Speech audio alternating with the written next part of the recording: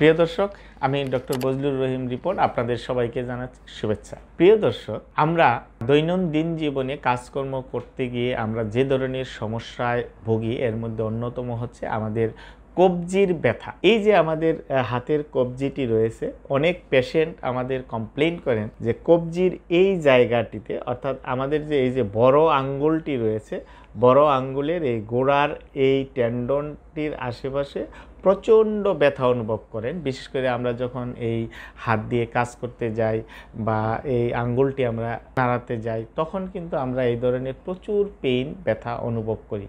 এই ব্যথাটার কারণটি কি? এই ব্যথার কারণ হচ্ছে যে আমাদের এইখানে আগেই বলেছি যে এখানে যে টেন্ডন রয়েছে, 3টি টেন্ডন এই বড় আঙ্গুলটির সাথে সম্পৃক্ত। একটা হচ্ছে extensor policies longus, extensor policies Brevis এবং এক্সটেন্সর অ্যাবডাক্টর পলিসিস লঙ্গাস। এই 3টি টেন্ডন খুব সুপারফিশিয়াল অবস্থানে থাকে। আমরা যখন রিপিটেড অ্যাক্টিভিটিস করি, অর্থাৎ একই কাজ বারবার করতে থাকি, বিশেষ করে আমাদের এই কবজিকে ব্যবহার করে বা আমাদের এই বড় আঙ্গুলকে ব্যবহার করে, তখন এই রিপিটেড অ্যাক্টিভিটিসের কারণে আমাদের এই জায়গাটিতে এক ধরনের মাইক্রো ট্রমা হয়। মাইক্রো ট্রমা হয়ে আমাদের এই টেন্ডনটি অনেক সময় সোয়েলিং হয়ে যায় বা ইনফ্ল্যামেশন হয়ে আমাদের এই ব্যথাটি হয়, যাকে মেডিকেলের ভাষায় এটাকে বলা হয় ডিকোয়ার বেন্স টেনোসাইনোভাইটিস। এই ধরনের সমস্যা হলে আমাদের সাধারণত যখন আমরা কোনো কিছু ধরতে যাই তখন আমাদের প্রচণ্ড ব্যথা অনুভব করি। আমরা যখন কাটাকাটি করতে যাই তখন প্রচণ্ড ব্যথা অনুভব করি। যখন বাচ্চাদের কোলে নিতে যাই তখন প্রচণ্ড হাতে ব্যথা অনুভব করি। অর্থাৎ এই হাতকে ব্যবহার করে, কবজিকে ব্যবহার করে যখনই কোনো কাজ করতে যাই তখন আমরা এই জায়গাটিতে প্রচণ্ড ব্যথা অনুভব করি। তো এই ধরনের ব্যথা হলে আমাদের কি করণীয়, আজকে আমরা সেই বিষয়টি নিয়ে আলোচনা করব।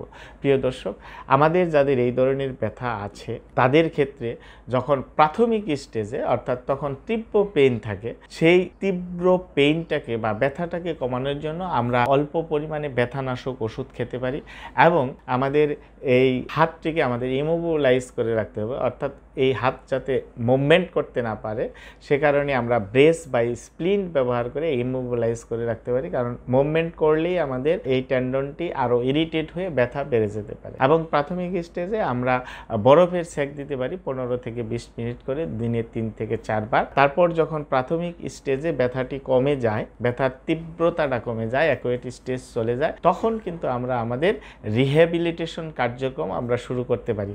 অর্থাৎ আমাদের মাসলের ফ্লেক্সিবিলিটিটাকে বাড়ানোর জন্য, আমাদের মাসলের পাওয়ারটাকে বাড়ানোর জন্য, আমাদের মুভমেন্টটাকে বাড়ানোর জন্য আমরা কিছু স্ট্রেচিং এক্সারসাইজ, কিছু স্ট্রেংথেনিং এক্সারসাইজ, অর্থাৎ gentle stretching, gentle strengthening exercise আমরা শুরু করতে পারি। হ্যাঁ, পরবর্তীতে আস্তে আস্তে আমাদের এই স্ট্রেচিং এবং স্ট্রেংথেনিং এক্সারসাইজটিকে আস্তে আস্তে বাড়াতে হবে, যেটাকে প্রগ্রেসিভ স্ট্রেংথেনিং বা প্রগ্রেসিভ স্ট্রেচিং এক্সারসাইজ বলা হয়। এবং ফাইনালি যখন ব্যথাটা কমে যাবে তখন আমাদের কাজে ফেরানোর জন্য আমাদের ফাংশনাল ট্রেনিংটাকে দিতে হবে, ফাংশনাল অ্যাডজাস্টমেন্ট করাতে হবে। অর্থাৎ সে যে কাজটি করতে অভ্যস্ত সেই কাজের ট্রেনিংটা তাদেরকে দিতে হবে।